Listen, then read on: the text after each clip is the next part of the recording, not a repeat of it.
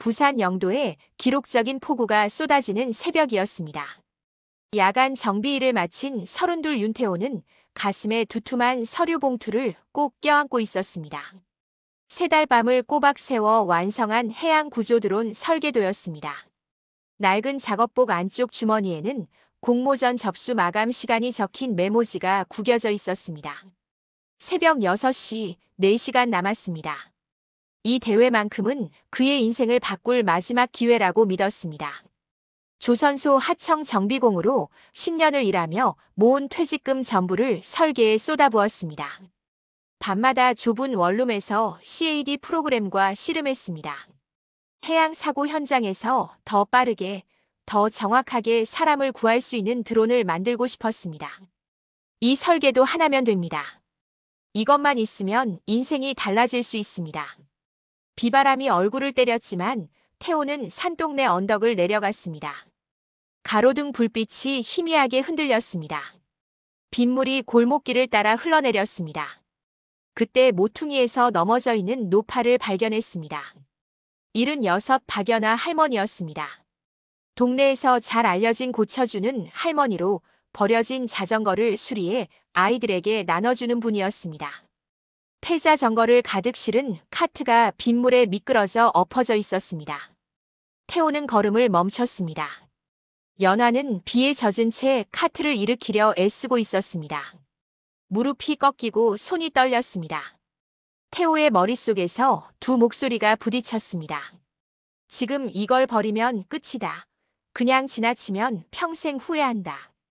시계를 봤습니다. 시간이 없습니다. 하지만 발이 떨어지지 않았습니다. 그는 잠시 망설이다 설계도를 두꺼운 방수포에 감싸 처마 및 건조한 곳에 조심스럽게 내려놓았습니다. 연화에게 다가가 손을 내밀었습니다. 할머니 괜찮으세요? 연화를 일으켜 세우고 카트를 언덕 위로 밀어 올렸습니다. 자전거들이 덜컹거리며 소리를 냈습니다. 연화는 고맙다며 태호의 손을 꼭 잡았습니다. 바로 그 순간이었습니다. 골목을 집어삼키는 돌풍이 불어닥쳤습니다. 휙 방수포가 바람에 벗겨졌습니다. 설계도가 하얀 종이 새떼처럼 공중으로 흩어졌습니다.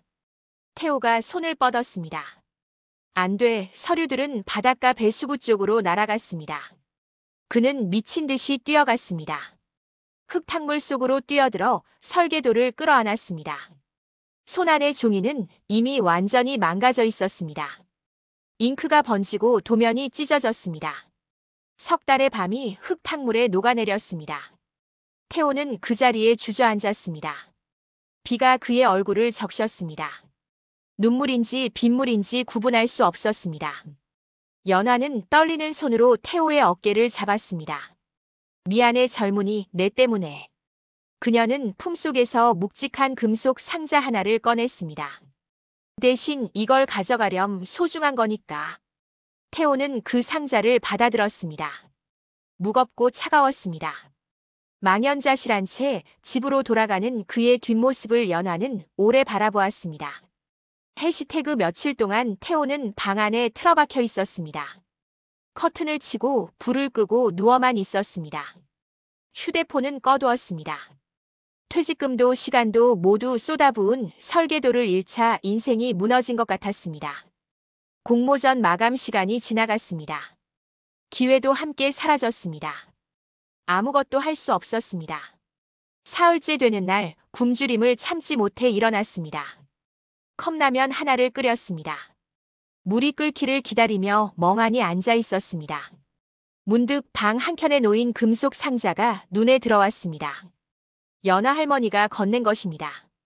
그동안 한 번도 열어보지 않았습니다. 태호는 상자를 무릎 위에 올려놓았습니다. 묵직했습니다. 녹슨 자물쇠는 이미 풀려 있었습니다. 천천히 뚜껑을 열었습니다. 삐걱 오래된 경첩이 소리를 냈습니다. 숨이 멎는 듯 했습니다.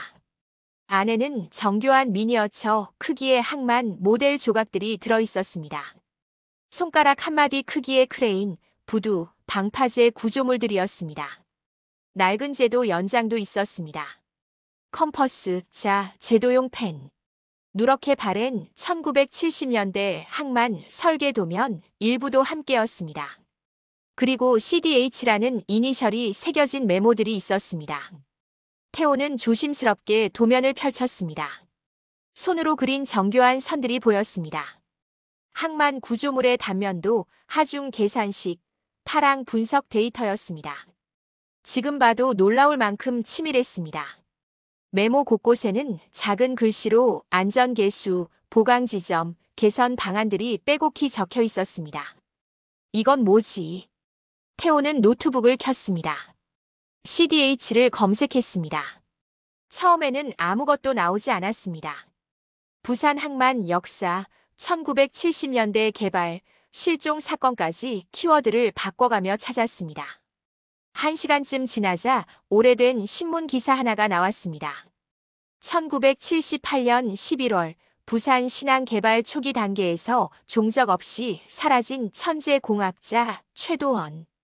당시 35이었습니다.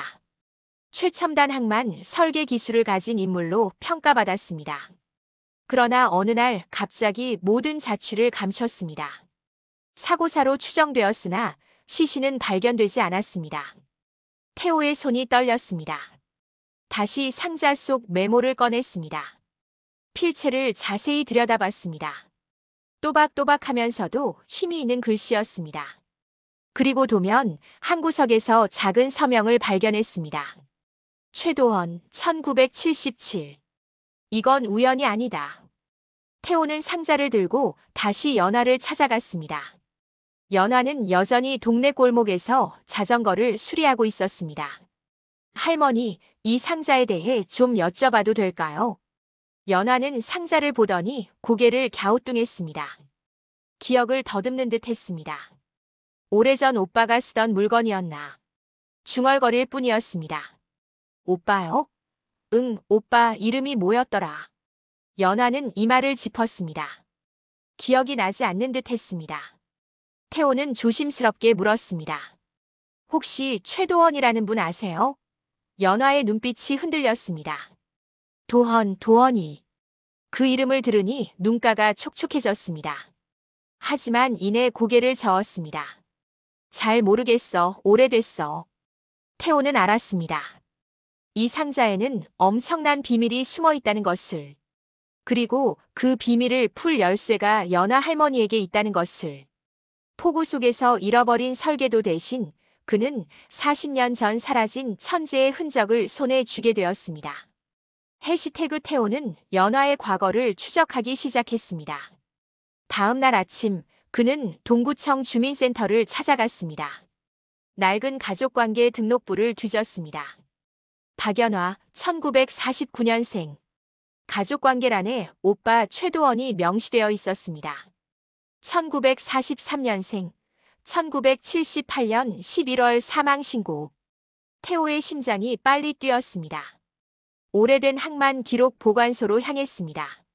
먼지 쌓인 문서들 사이에서 부산 신항 개발 관련 자료들을 찾았습니다. 1970년대 후반 설계 참여자 명단에 최도원의 이름이 있었습니다. 주임 설계사, 항만 구조 전문가. 그러나 1978년 11월 이후 모든 기록이 끊겼습니다. 태호는 국립도서관 신문 아카이브를 검색했습니다. 1978년 11월 23일자 부산일보에 작은 기사가 실려 있었습니다. 신항 개발 현장 인근 해상에서 실종, 최도원 씨 수색 중단. 기사는 짧았습니다. 태풍으로 인한 사고로 추정된다는 내용뿐이었습니다. 하지만 이상한 점이 있었습니다. 같은 시기 다른 신문들을 찾아봤습니다. 실종 사건에 대한 후속 보도가 전혀 없었습니다. 장례식 기사도 추모 기사도 없었습니다. 그만한 기술자가 사라졌는데 너무 조용했습니다. 태호는 당시 항만 개발에 참여했던 사람들을 수소문했습니다.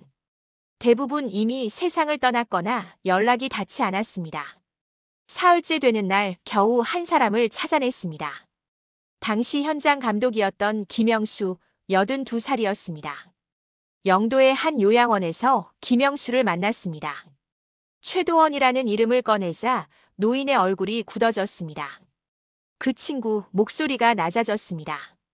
뛰어난 기술자였어. 하지만 고집이 셌지. 김영수는 천천히 말을 이어갔습니다. 도원이는 항만 설계에서 안전 문제를 계속 제기했습니다.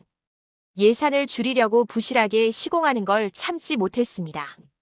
자재 강도, 기초공사 깊이, 방파제 구조까지 일일이 확인하고 문제를 지적했습니다. 위에서는 그를 눈의 가시처럼 여겼습니다. 어느 날 도원이가 내부 고발을 하겠다고 했습니다. 설계 변경 서류, 부실, 시공 증거들을 모았습니다. 그러고 나서 일주일 뒤였습니다. 실종됐다는 소식을 들었습니다. 김영수는 고개를 저었습니다. 사고가 아니었어. 다들 알았지만 입을 다물었어. 태호는 숨이 막혔습니다. 그럼 최도원은 살해당한 겁니까? 김영수는 대답하지 않았습니다. 다만 나도 무서웠어. 그래서 아무 말 못했어. 라고 중얼거렸습니다. 집으로 돌아온 태호는 다시 금속 상자를 열었습니다. 도면들을 펼쳤습니다. 이제 다르게 보였습니다. 이건 단순한 설계도가 아니었습니다. 도원이 목숨 걸고 지키려 했던 진실이었습니다.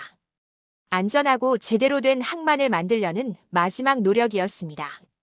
메모 뒷면에서 작은 글씨를 발견했습니다. 연화야, 이걸 잘 간직해라. 언젠가 쓸 날이 올 거다. 태호의 가슴이 먹먹해졌습니다. 다음 날 태호는 다시 연화를 찾아갔습니다. 할머니, 오빠분이 사고로 돌아가신 게 아니에요. 연화의 손이 멈췄습니다. 누군가 오빠를 해쳤어요. 오빠가 진실을 밝히려 했기 때문에. 연화의 눈에서 눈물이 흘렀습니다. 알고 있었어. 목소리가 떨렸습니다. 그날 밤 오빠가 집에 왔었어. 상자를 주면서 꼭 간직하라고 했어. 그리고 다시는 못 봤어. 연화는 얼굴을 손으로 가렸습니다. 너무 무서웠어. 그래서 기억을 지워버렸나 봐. 태호는 연화의 손을 잡았습니다. 할머니, 이제 오빠의 진실을 세상에 알릴 수 있어요. 이 설계도면으로요. 연화는 고개를 들었습니다. 눈빛에 결기가 서렸습니다. 40년 만에 잠들어 있던 무언가가 깨어나는 순간이었습니다. 해시태그 태호는 상자 속 항만 모델을 디지털화하기 시작했습니다.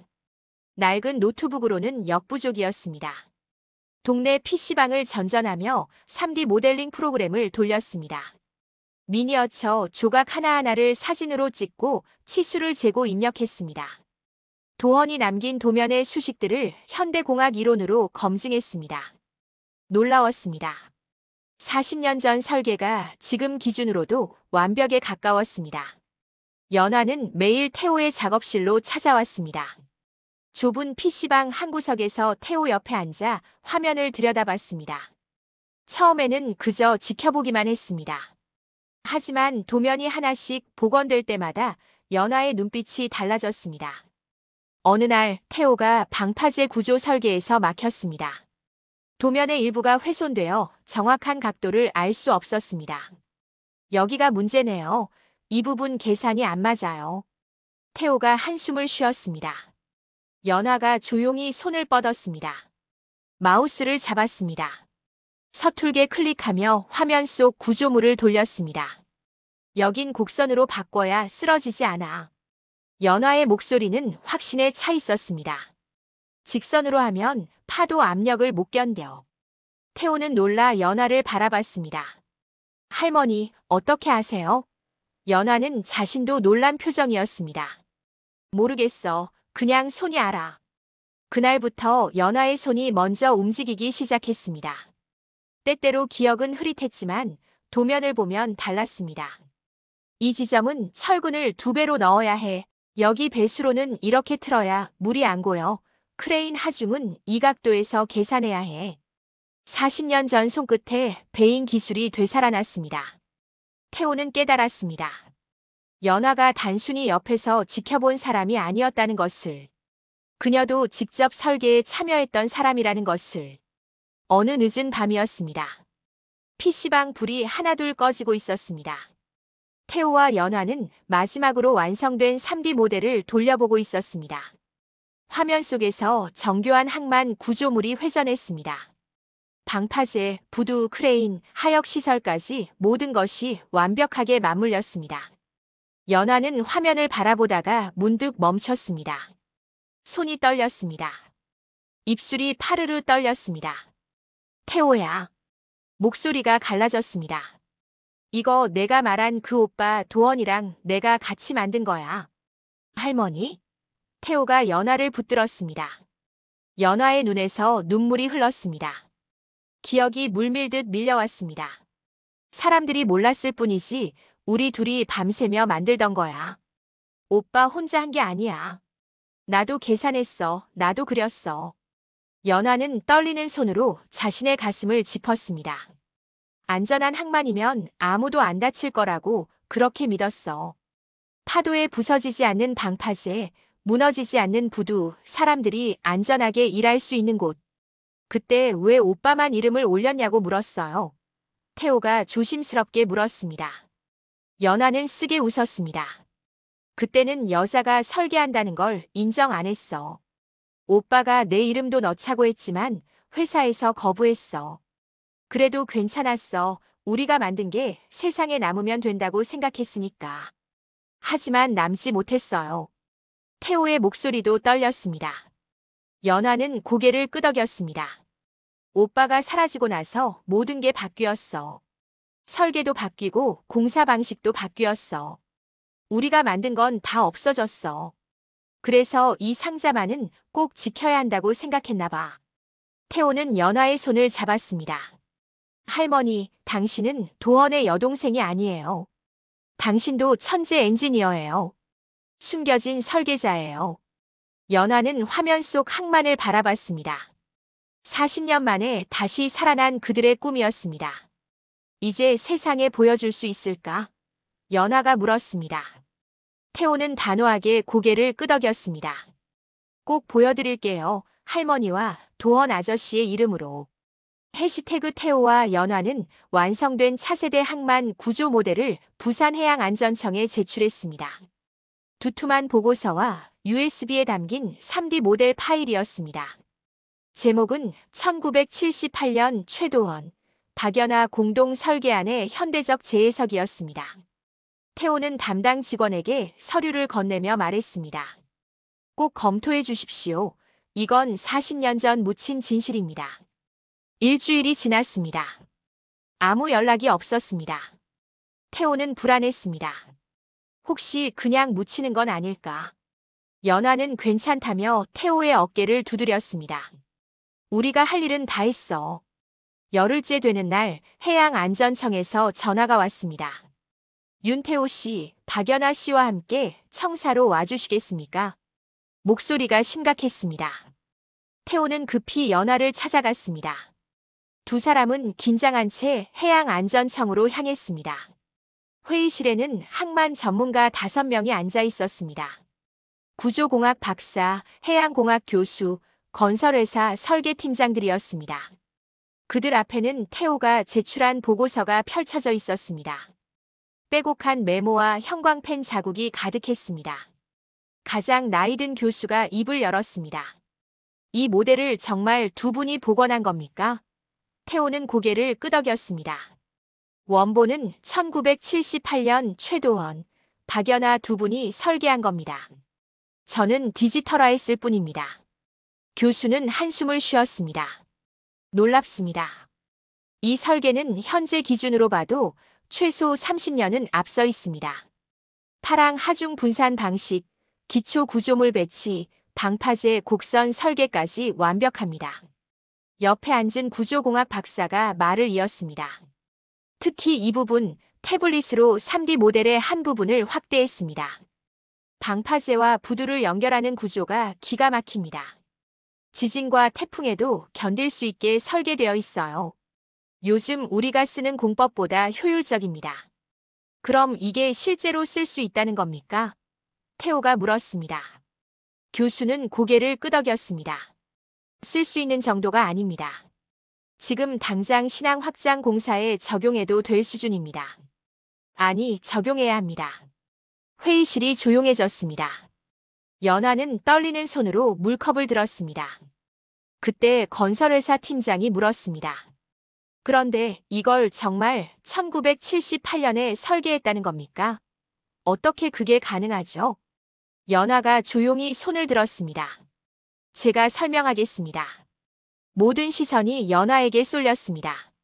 저와 제 오빠 최도원은 밤낮으로 이 설계를 했습니다. 당시 기술로는 불가능하다고들 했지만 우리는 계산했습니다. 손으로 하나하나. 연하는 계속 말을 이었습니다. 오빠는 부실 공사를 막으려 했습니다. 안전한 항만을 만들려 했습니다. 하지만 그 때문에 목숨을 잃었습니다. 목소리가 떨렸습니다. 저는 40년 동안 이 상자를 품고 살았습니다. 언젠가 세상이 알아줄 거라고 믿으면서. 회의실이 숙연해졌습니다. 교수가 일어나 연하에게 고개를 숙였습니다. 죄송합니다. 그리고 감사합니다. 당신과 최도원 박사님의 업적을 이제라도 알게 되어 다행입니다. 일주일 뒤 언론이 움직였습니다. 부산에 잃어버린 천재 남매 40년 만에 빛을 보다. 주요 신문 1면을 장식했습니다. 방송에서는 연하와 태호를 인터뷰했습니다. 최도원과 박연화의 이야기가 세상에 알려졌습니다. 부산시는 신앙 확장 프로젝트에 이 설계를 적용하기로 결정했습니다. 연하와 태호는 공동자문위원으로 초청되었습니다. 태호에게는 항만공학연구소에서 정식 연구원 제안이 들어왔습니다. 연하는 부산시 명예 엔지니어로 임명되었습니다. 시상식 날 연하는 오빠의 사진을 가슴에 품고 단상에 올랐습니다. 오빠, 우리가 해냈어. 조용히 중얼거렸습니다. 태호는 객석에서 박수를 보냈습니다. 폭우 속에서 설계도를 잃은 그날 태호는 모든 것을 잃었다고 생각했습니다. 하지만 그 폭우는 40년 동안 숨겨진 천재를 세상 밖으로 꺼낸 파도였습니다. 두 사람의 인생을 다시 연결한 새로운 항로의 시작이었습니다. 이제 그들이 만든 항만은 부산 바다를 지키며 오래도록 서 있을 것입니다.